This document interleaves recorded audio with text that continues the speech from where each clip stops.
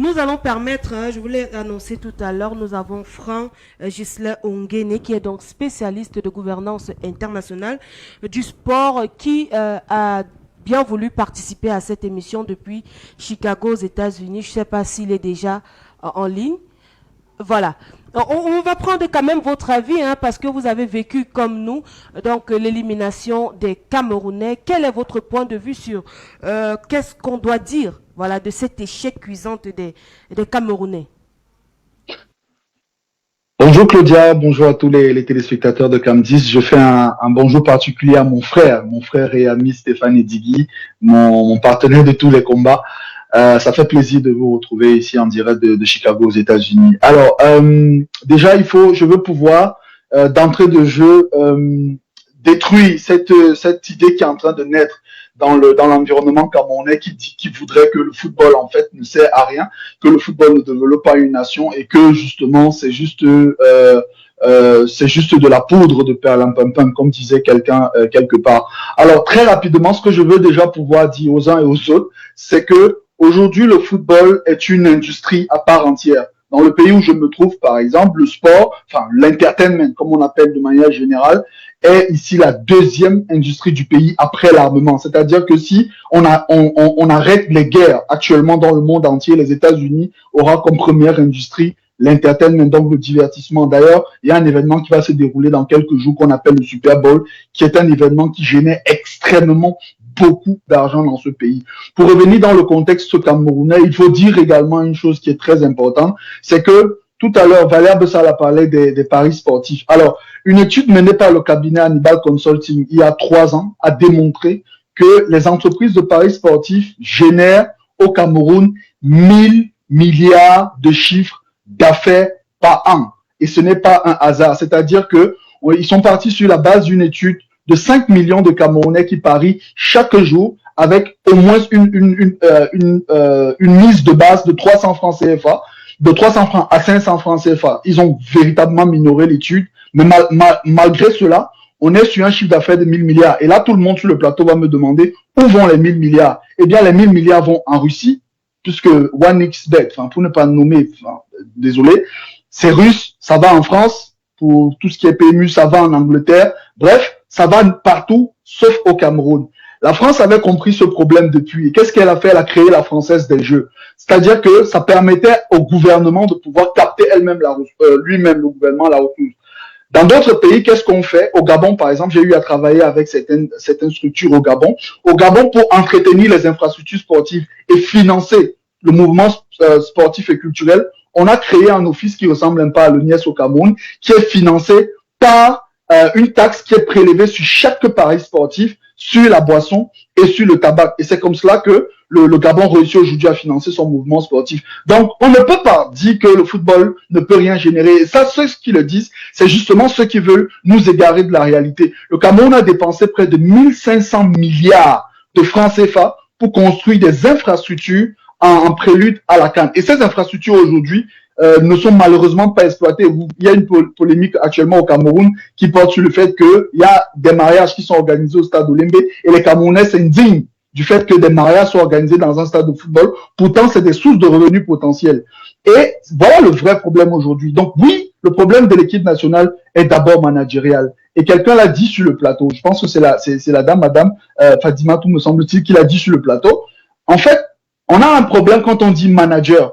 Ce qu'on ne dit pas aux Camerounais, c'est que dans l'équipe du Cameroun où on avait un sélectionneur manager, on a un team manager qui s'appelle Raymond Kalankongo, d'ailleurs, petite parenthèse, qui a passé tout le temps au téléphone pendant le match parce qu'il recevait des instructions, on ne sait de qui, personne n'a l'information complète pour l'instant. Donc, pour que vous compreniez qu'on a un team manager, on a un entraîneur qui, lui, est français parce qu'on a dit qu'on allait nationaliser le banc de touche. Et comme en nationalisant le banc de touche, c'est-à-dire avoir un entraîneur camerounais, on a donc pris un français pour dire que la vraie nationalité du Cameroun, c'est la France. Et donc, on a déjà ce véritable problème-là. Et nous sommes en train d'aller vers quelque chose qui sera encore différent, c'est-à-dire, c'est d'aller prendre un autre entraîneur qui nous viendra probablement expatrié, soit Domenech, soit je sais pas moi qui, en disant, vous avez vu, on a essayé de nationaliser, ça n'a pas marché. Bon, désormais, on a donc décidé de repartir vers la puissance coloniale. Donc, voilà le vrai problème d'abord au niveau managérial. Pour revenir maintenant au niveau sportif, il y a une question qu'on doit tous se poser.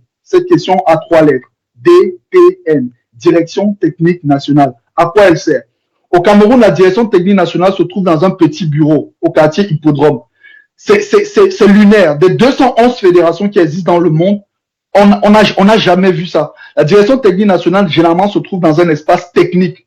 Au Cameroun, par exemple, on a 2 centres techniques de haut norme international, le centre technique d'Odja et le centre technique de Mbankomo. Mais notre direction technique nationale est logée dans un petit bureau au quartier Hippodrome.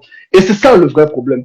Et le deuxième problème, toujours en rapport avec cette DTN, c'est que les textes de la DTN disent que, enfin de la FECAFOOT disent que le DTN n'a pas son mot à dire sur les sélections nationales fagnon, ce qui est une incroyable curiosité mondiale.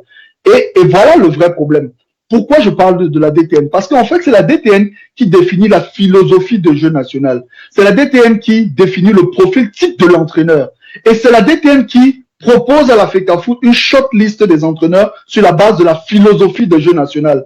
Et c'est sur cette base maintenant qu'on détermine qui sera entraîneur et qui ne sera pas.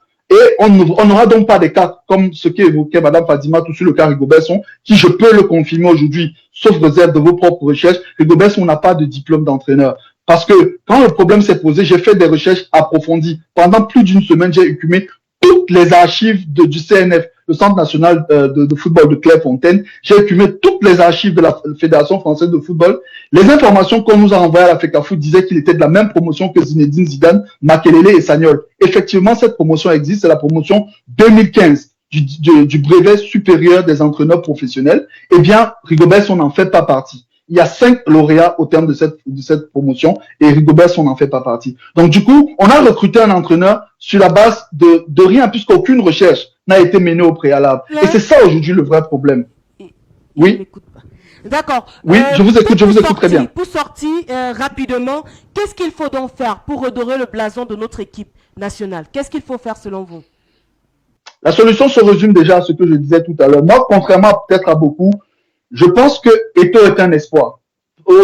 Jusqu'à preuve du contraire, de toute façon, il a encore au moins 2 ans de mandat. Ça veut dire quoi, Eto'o est un espoir? Il a un carnet d'adresses. Aujourd'hui, Samuel Eto'o, normalement, a le numéro, dans son téléphone, le numéro d'Abramovich, qui est un milliardaire russe. Il a le numéro de tous les milliardaires qataris. Il a le numéro de beaucoup de personnes en Arabie Saoudite. Il a le numéro de Kerimov. Donc, c'est quelqu'un aujourd'hui qui, normalement, doit pouvoir activer son carnet d'adresses. Mais malheureusement, pour l'instant, il ne l'a pas fait.